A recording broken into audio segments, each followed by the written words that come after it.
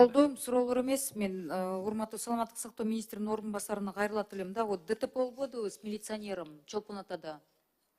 Вы привезли санавиация дейсиңер. Санавиация дегенде бизде вертолеттор жок, машина менен алып келдиңер, тяжелый состояние менен.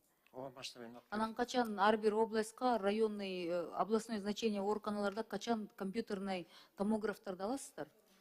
фактически ар бир облустта уже компьютер. А эмнеге анда Чолпон атадан Бишкекке алып келдиңер? Бизде оборудование жок айтат, жок деп жооп берген. Алып келгенде ошо специалисттерди карап туруп ошо рекомендация. Доктор жок беле, же оборудование жок беле? Интервьюда у нас нету даже томографа деп интервью бериптир.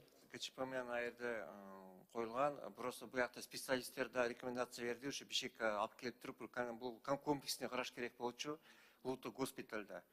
Ошого алып келишти да. Котурсаңыз, кечиресиз, аты жөнүңүз ким? Медрубек Адышевич. Что-то я не расслышала. Бедербек Мырза, азыр бүгүнкү күндө ар бир ооруканада, ар бир областтын ар бир шаарында да, областное значение шаарларда компьютерный томографтарды койдуңар да? Сиз ошентип жооп бере атпайсызбы, бар деп атпайсызбы? Ооба. Ар бирөөндө барбы? Эми мен коюлган болчу, КЧП менен коюлган болчу, анан бюджеттен дагы алып берген компьютер томографтар. В каждой больнице есть?